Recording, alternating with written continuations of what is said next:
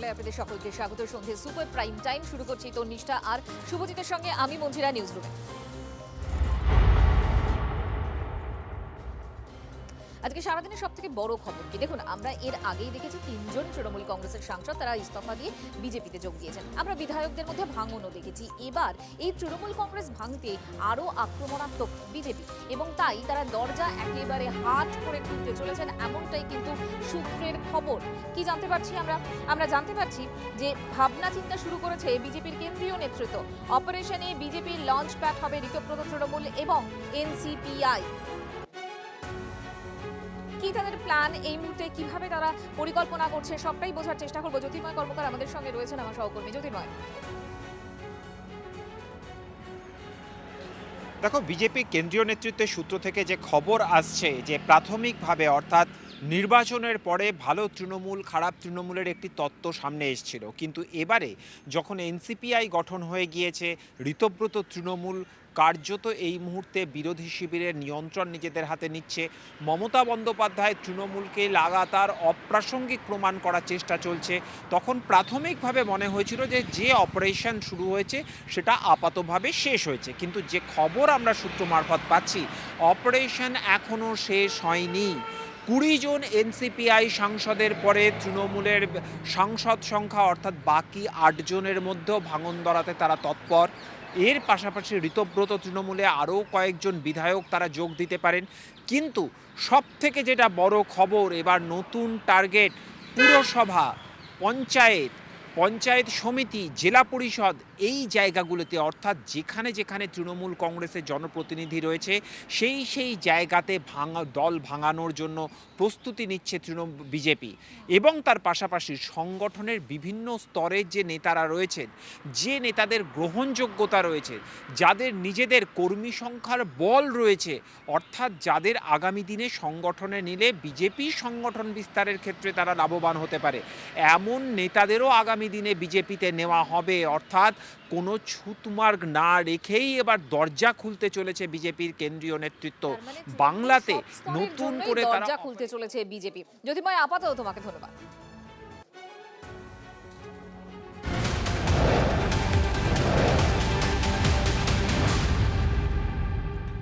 দেখুন, বিজেপি কাদেরকে নেয় কাদেরকে না নেয়, কোন লেভেল অবধি যায়, কাদেরকে একেবারেই দরজা বন্ধ করে রাখে, এটা তো সময় বলবে। প্ল্যান ই কী রয়েছে, প্ল্যান বি কী রয়েছে, কিন্তু যেটা বাস্তব সেটা হচ্ছে মমতা বন্দ্যোপাধ্যায় তার যে তৈরি করা তৃণমূল এখন 3টে টুকরো হয়ে গেছে। একটা কালীঘাট, একটা ঋতব্রত, একটা এনসিপিআই। যদিও এনসিপিআই সাংসদরা এখনো মান্যতা পাননি, তারা যখন বলতে যাচ্ছেন তখন নিচে লেখা থাকছে অল ইন্ডিয়া তৃণমূল কংগ্রেস।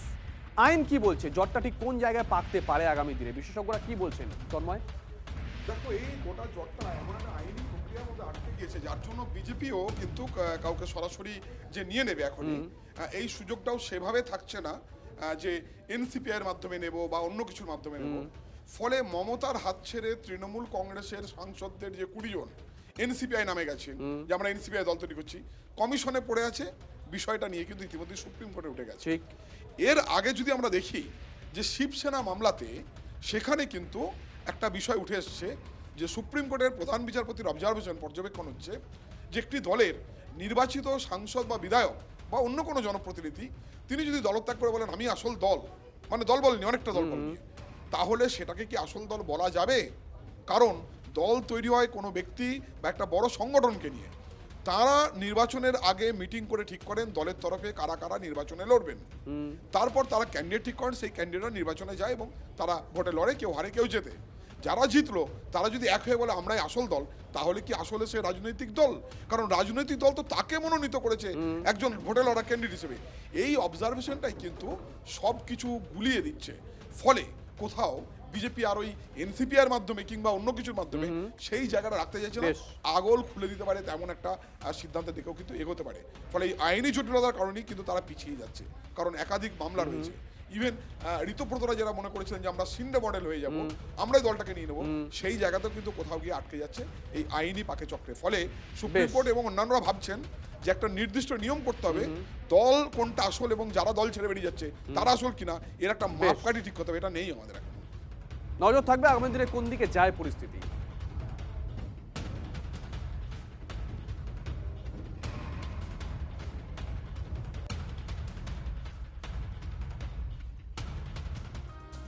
তৃণমূল নেতাদের দলে নিলে মনোবলে ধাক্কা লাগতে পারে বিজেপি কর্মীদের, ভাবমূর্তি খারাপ হতে পারে এবং সে কারণেই একটা প্ল্যান বি তৃণমূলের বিরুদ্ধে লড়ে সদ্য ক্ষমতায় আসা বিজেপির একটা ধাক্কা লাগতে পারে। সেক্ষেত্রে প্ল্যান বি তৈরি বিজেপির কেন্দ্রীয় নেতৃত্বে। কথা বলবো আমাদের প্রতিনিধি প্রদীপ, আমাদের সঙ্গে রয়েছে সরাসরি। প্রদীপ, তো কি সেই প্ল্যান বি? দেখো, আজকে কেন্দ্রীয় পর্যবেক্ষক সুনীল বানসাল তিনি বিভিন্ন জেলার যে সাংগঠনিক জেলাগুলো রয়েছে বিজেপির তাদের এক এক করে বৈঠক করছেন এবং এই মুহূর্তে রাজ্য বিজেপির যে সল্টলেক দপ্তর রয়েছে সেখানে উত্তর কলকাতার কোর গ্রুপকে নিয়ে তিনি বৈঠকে বসেছেন। ইতিমধ্যে যে জেলাগুলোর সঙ্গে বৈঠক হয়ে গিয়েছে সেখানে কিন্তু তিনি মূলত এই বার্তা দিচ্ছেন যে ভুল হয়ে গিয়েছে কোথাও কোথাও, এটা স্পষ্ট হচ্ছে, কিন্তু একই ভুল যদি বারবার হয় তাহলে দল কিন্তু ব্যবস্থা নেবে এবং বারংবার বৈঠকের অভ্যন্তরে দলীয় নেতৃত্বকেই বার্তা দিয়েছেন যে শৃঙ্খলা রক্ষার প্রয়োজন রয়েছে। তার কারণ বিভিন্ন জায়গা থেকে নানা অভিযোগ আসতে শুরু করেছে, সেই জায়গা থেকে দলকে শৃঙ্খলায় বাঁধতে হবে এবং একই সঙ্গে তিনি একথা মনে করাচ্ছেন যে তৃণমূল বিরোধী ভোট সিংহভাগই বিজেপির বাক্সে এসেছিল এবং তার ফলেই আজকে বিজেপি এইরকমভাবে ক্ষমতায় আসতে পেরেছিল, আশাতীত সাফল্য, সেই সাফল্যকে ধরে রাখতে হবে এবং তার জন্য তিনি বেশ কিছু কর্মসূচির কথাও কিন্তু ঘোষণা করেছেন। আজকের বৈঠকে বিভিন্ন জেলাগুলোকে বলা হয়েছে যে আপনারা কর্মসূচি জমা দিন এবং কেন্দ্রীয় নেতৃত্ব তারপর সেগুলোতে অনুমোদন দেবেন। কিন্তু ঘুরে ফিরে যে বিষয়গুলো সামনে আসছে, গত কয়েকদিনে রাজ্য রাজনীতিতে চর্চায় এসেছে বিজেপির বিভিন্ন নেতৃত্ব, সেটা মণ্ডল স্তরের নেতা হতে পারে, সেটা জেলা স্তরের নেতা হতে পারে, এমনকি কোনো কোনো বিধায়কের আচার আচরণ নিয়েও প্রশ্ন উঠতে শুরু করেছে এবং খোদ প্রাক্তন রাজ্য সভাপতি, বর্তমান রাজ্য সভাপতি তারা কিন্তু এই বিষয়টা নিয়ে সরব হচ্ছেন। এহেন পরিস্থিতির মধ্যে শৃঙ্খলায় দলকে বাঁধতে হবে এবং সেই কারণে একটা ছাঁকনি তারা তৈরি করছেন যাতে অন্য দল থেকেও যদি কেউ আসে তাকে যেন বিজেপির শৃঙ্খলায় বেঁধে রাখা যায়, সেই চেষ্টা তারা করছেন এবং সেই পরিকল্পনাই আপাতত তারা স্থির করেছেন, তেমনটাই জানা যাচ্ছে। এবং নজর থাকবে সেদিকে কিন্তু। আপাতত তোমায় ধন্যবাদ। আর আপনাদের নিশ্চয়ই মনে আছে 17 জুলাই সুকান্ত মজুমদার তিনি এই প্রসঙ্গে কি বলেছিলেন, শোনাবো একবার। নিচের তলায় কেউ আসবে, উপর তলায় আসতে পারে বলতে বলেছি আমি আগে, যেটা এখনও বলছি, দেশের স্বার্থে মহিলা সংরক্ষণ বেশি জরুরি। আমরা অনেক সময় দেশের বড় স্বার্থের জন্য ক্ষুদ্র স্বার্থকে জলাঞ্জলি দিতে হয়, কারণ বিজেপির নীতি হচ্ছে কান্ট্রি ফার্স্ট পার্টি সেকেন্ড। আমরা জানি পার্টিতে হয়তো সাময়িকভাবে এতে বিজেপির ক্ষতি হবে, পশ্চিমবঙ্গে কিছু মানুষ বিক্ষুব্ধ হবে, কিন্তু দেশ আগে তারপরে পার্টি।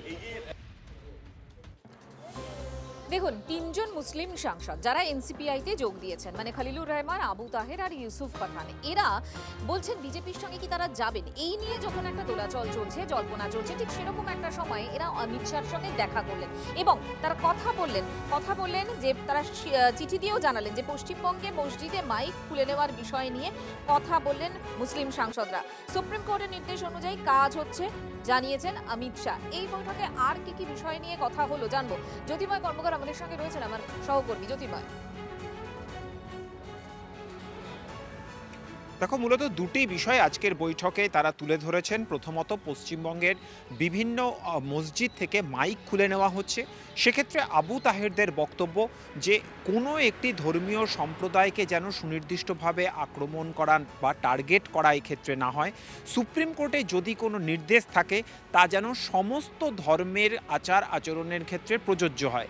আলাদা করে মুসলিমদের এক্ষেত্রে টার্গেট করার জন্য তারা বিরোধিতা করেছেন এবং তার পাশাপাশি বলেছেন তারা যে মুর্শিদাবাদে প্রচুর মানুষের নাম এই এসআইআর প্রক্রিয়ায় নাম বাদ গিয়েছে। প্রায় 5 লক্ষ মানুষ শুধুমাত্র এই মুর্শিদাবাদ জেলায় এসআইআরের কারণে তাদের নাম বাদ গিয়েছে। স্বাভাবিকভাবেই তাদের নাম দ্রুত অন্তর্ভুক্তি করার জন্য যে শুনানি, সেই শুনানি যেন দ্রুত হয়।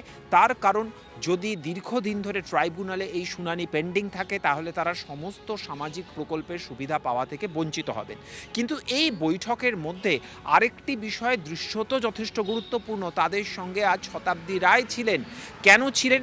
তিনি এই এনসিপিআই এর ডেপুটি লিডার। যখন বারবার ধরে প্রশ্ন তোলা হচ্ছে যে এই তিনজন মুসলিম সাংসদ তারা তাদের নিজেদের এলাকার জনবিন্যাসের দায়বদ্ধতা থেকেই এনসিপিআইতে আছেন, কিন্তু বিজেপির সঙ্গে থাকতে পারবেন না।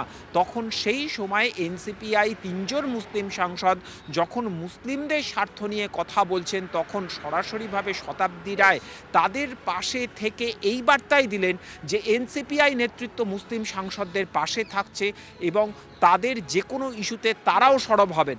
অর্থাৎ আজকে শতাব্দী রায়ের নিঃশব্দে পাশে থাকা আদতে তিন মুসলিম সাংসদকে আশ্বস্ত করারই একটি কৌশল বলে অনেকে ব্যাখ্যা করছেন। এবং আগামীকাল প্রধানমন্ত্রী নরেন্দ্র মোদী তিনি প্রাতরাশ বৈঠকে ডেকেছেন, সেই বৈঠকে ইউসুফ পাঠান থাকবেন, বেশ, নজর কিন্তু থাকবে আমাদের। খলিলুর জ্যোতির্ময়, আপাতত ধন্যবাদ। এসআইআর আমাদের বড় প্রবলেম।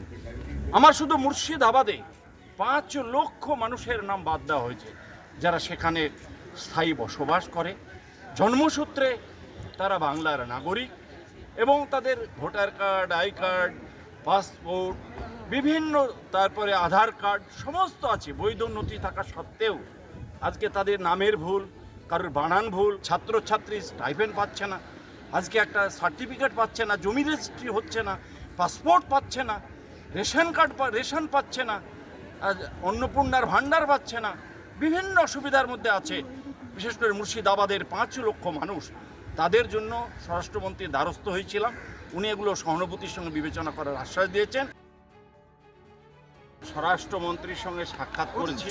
আমাদের মূল বিষয় দুটো ছিল যে আমাদের মসজিদের যে মাইক, সে মাইক নামিয়ে দেওয়া হচ্ছে।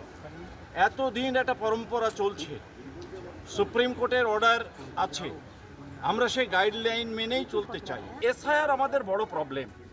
আমার শুধু মুর্শিদাবাদে 5 লক্ষ মানুষের নাম বাদ দেওয়া হয়েছে যারা সেখানে স্থায়ী বসবাস করে, জন্মসূত্রে তারা বাংলার নাগরিক, বিভিন্ন অসুবিধার মধ্যে আছে। বিশেষ করে মুর্শিদাবাদের 5 লক্ষ মানুষ, তাদের জন্য স্বরাষ্ট্রমন্ত্রীর দ্বারস্থ হয়েছিলাম। উনি এগুলো সহানুভূতির সঙ্গে বিবেচনা করার আশ্বাস দিয়েছেন।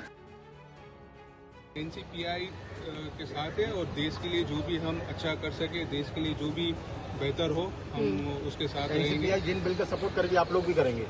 एनसीपीआई मैंने कहा कि देश के लिए जो बेहतर एनसीपीआई होगा, के साथ हैं।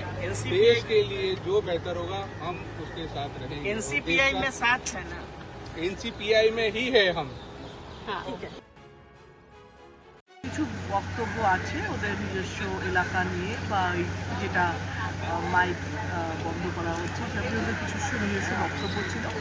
তো আমাকে বলছিল হ্যাঁ চলো, তো ওনার সঙ্গে দেখা করে ওরা ওদের বক্তব্য বলল। আমি আমার এলাকার কিছু সমস্যার কথা বলেছি এবং টোটালি ওয়েস্ট বেঙ্গলের কিছু ভাবনা আমাদের করলে ভালো হবে। এনডিএতে গুরুত্ব বাড়ছে, এটা কি ভালো?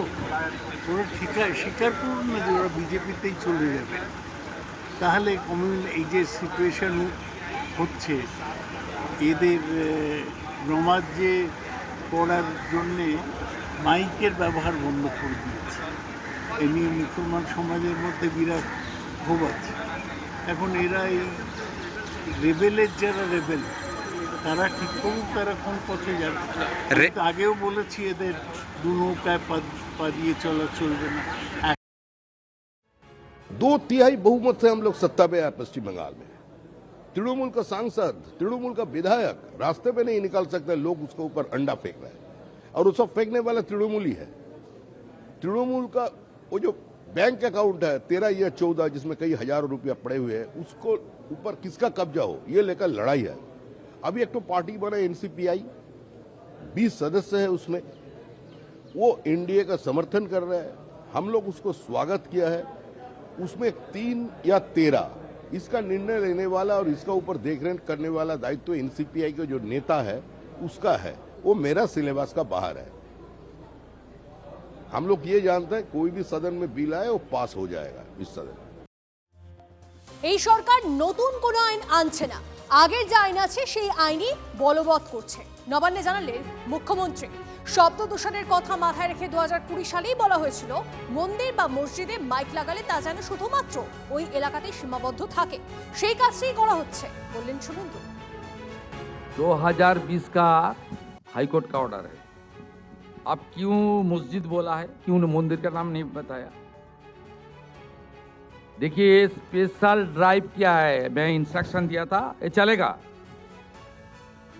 जो धर्मीय स्थान है वो आपका मॉक्स टेम्पल सब हो सकता है, उनका साउंड लिमिट अपने एरिया कैंपस तक रहेगा, बाहर में नहीं जाएगा। सीधा बात सुन लीजिए। और 2020 का कोलकाता हाईकोर्ट का ऑर्डर पुलिस अमल कर रहा है पॉल्यूशन को, साउंड पॉल्यूशन को लेकर। 4203 मॉक्स से माइक उतारा और टेम्पल से माइक उतार लिया 1096। ये सरकार कानून को इम्प्लीमेंटेशन का काम कर रहा है, कोई नया कानून नहीं ले रहा है, ये वेरी क्रिस्टल क्लियर। আর এরই মধ্যে যে খবর পাচ্ছি আমরা, আগামীকাল এনসিপিআই সাংসদদের নিয়ে প্রাতরাশ বৈঠক করবেন প্রধানমন্ত্রী নরেন্দ্র মোদী। পাশাপাশি ডাকা হয়েছে শিবসেনার যারা সদ্য এনডিএতে অন্তর্ভুক্ত হয়েছে, এনডিএ শরিক হয়েছেন সেই সাংসদদেরও। এখনো পর্যন্ত আমাদের কাছে যা খবর তাতে ইউসুফ পাঠান হয়তো এই বৈঠকে যোগ দেবেন, উপস্থিত থাকবেন, কিন্তু বাকি দুজন সংখ্যালঘু সাংসদ তারা হয়তো আগামীকাল প্রধানমন্ত্রী ডাকা প্রাতরাশ বৈঠকে যাবেন না, কারণ আগামীকাল তাদের মুখ্যমন্ত্রীর সঙ্গে এখানে একটি বৈঠক রয়েছে। এখনো পর্যন্ত এটাই খবর।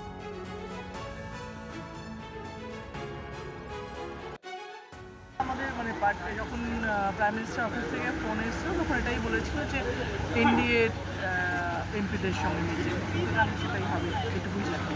এনসিপি এর সবাই যাবে দিদি মিটিংয়ে? আছেন দিল্লিতে বাইরে? সবাই তো নেই, কালকে আবার সিএম এর সঙ্গেও মিটিং আছে ওদের, আবু তাহের সিএম এর সঙ্গেও মিটিং আছে, তাদের ওরা চলে যাবে, অনেকে চলে গেছে, তো সেই জন্য তারা আসতে পারবে বলে এই মুহূর্তে কোনো, আজকে জেনেছে সবাই না, কালকের মধ্যে আবার অ্যাটেন্ড করতে পারবে কিনা অনেকে জানি না। इनवाइट आया है शायद, बताया है, एक कॉल भी आया है, तो जरूर जाएंगे। तो जब इनवाइट आता है और देश के प्रधानमंत्री का इनवाइट आता है या होम मिनिस्टर का इनवाइट आता है तो बिल्कुल जाना चाहिए। একদিকে দিল্লিতে ওই বিশ্বাসঘাতক কিছু সাংসদ, তারা কখনো প্রধানমন্ত্রী, কখনো স্বরাষ্ট্রমন্ত্রী, কখনো এই মুখ্যমন্ত্রী তাদের কাছে যাচ্ছেন, তাদের মধ্যে বিশ্বাসঘাতক শিবিরে কম্পিটিশন চলছে। দিল্লি থেকে এমপিরা বলছেন আমরা শুভেন্দুবাবুর সঙ্গে বসে এই খেলাম, সে বিরাট সব পদ, পঞ্চব্যঞ্জনের লাঞ্চ। তো ফলে আবার এখানকার যারা বিজেপির বি টিম তারা বলছে দিল্লির বিজেপির বি টিম লাঞ্চ করে ফেলেছে, আমরা কেন পিছিয়ে গেলাম, আমাদের সঙ্গে তো একটু দেখা করতে হবে, প্রেস্টিজ চলে যাচ্ছে। আরে এসআইআর আর অন্য কিছু নিয়ে যদি সরব হতে হয়, হাউসের মধ্যে সরব হননি কেন? যে 12 জন যাবেন বলে ওদের শিবির থেকে নাম পেয়েছি এখনো পর্যন্ত অসমর্থিত সূত্রে, তার মধ্যে 7 জনই তো আমাদের সঙ্গে যোগাযোগ করে রেখেছেন, তাদের ভরসা দিতে বা ভয় দেখাতে ওরা সঙ্গে রাখতে চাইছে, তারা ইচ্ছে করে মুখ্যমন্ত্রীর সামনে নিয়ে গিয়ে ফেলছে।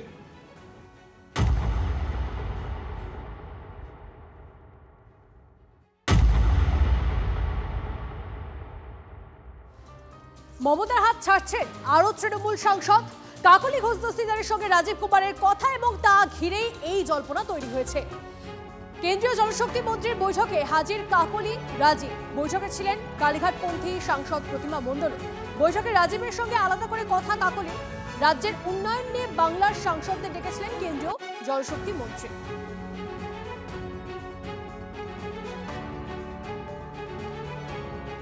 উনি কি বলেছেন সেটা আমি জানি না, আর এটার সঙ্গে রাজনীতির কি সম্পর্ক আছে সেটাও জানি না।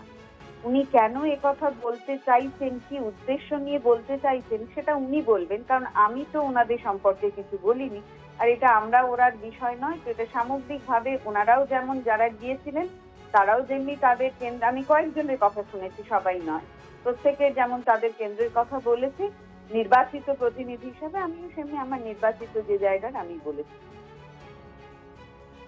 আমি বলতে পারবো না রাজীব কুমার কেন কাকলি ঘোষ দস্তিদারের সঙ্গে দেখা করেছেন, কিন্তু এখন সবাই দেখতে পাচ্ছি যে আমাদের মাননীয় প্রধানমন্ত্রী এবং মাননীয় মুখ্যমন্ত্রী যে ডেভেলপমেন্টের যে ঝড় উঠেছে ভারতবর্ষ এবং রাজ্যে, তারা সেই ঝড়ের সাথে আমাদের সাথে যুক্ত হতে চাইছে। কিন্তু টাইমিংটা খুব অবাক লাগলো, মানে এতগুলো দিন ওরা বুঝতে পারেননি, যেই সরকারটা এলো অমনি ওরা বুঝে গেল যে আমাদের একটা ডেভেলপমেন্টের সাথে যুক্ত হতে হবে। মানে কি বলবো, ভালো চিন্তা ভাবনা, মানে বোধোদয় হলো, এটা ভালো লাগলো, আচ্ছা লাগা। সংসদ ভবন সব দলের সবাই যাতায়াত করেন, আমরা বিধানসভায় আসি, কত দলের কতজনের সঙ্গে দেখা সাক্ষাৎ হয়, যাদের সঙ্গে রাজনৈতিক চূড়ান্ত মতপার্থক্য তাদের সঙ্গে দেখা হয়ে যায়। কোনো ভদ্রলোক হলে বা একটা সৌজন্যের ব্যাপার থাকলে একটা সৌজন্যের কথা হতেই পারে। অনেক অনুষ্ঠানে যারা অনেক দলের কেউ আমন্ত্রিত থাকেন তাদের দেখা হয়ে যায়, সেই ছবি দেখিয়ে কোনো রাজনীতির ইঙ্গিত খোঁজার মানে হয় না। রাজীব কুমার ছাড়াও আরও কেউ ছিলেন। আসলে রাজনীতি হচ্ছে একটা সম্ভাবনার শিল্প, যে অতীতে কার সঙ্গে বসবো সেটা নিয়েও একটা রক্তচক্ষু ছিল, মানে এর সঙ্গে বসা যাবে না, ওর সঙ্গে মিটিং করা যাবে না। সেখানে রাজীববাবু কাকলিদির পাশে বসলেন, তাহলে কি রক্তচক্ষু উপেক্ষা করে বসলেন, নাকি এখন আর নির্দেশ নেই, ব্যাপারটা অনেক লুজ হয়ে গেছে, গোয়াজ ইউ লাইকের মতো, সেটা আমি বলতে পারবো না। কিন্তু মানে অতীতের অভিজ্ঞতা থেকে বলতে পারি, এরকম চাইলেই যে কোনো জায়গায় বসা যেত না। তাহলে দুটো অতীতের ধারাবাহিকতা থেকে দুটো জিনিস মনে হতে পারে, এক হচ্ছে রাজীববাবু হয়তো রক্তচক্ষু উপেক্ষা করে ফেলেছেন, আর দুই হচ্ছে এখন হচ্ছে সেরকম আর কোনো রক্তচক্ষু দেখাবার মতো পরিবেশ পরিস্থিতি নেই। তো দুটোর মধ্যে কোনটা আমি বলতে পারবো না।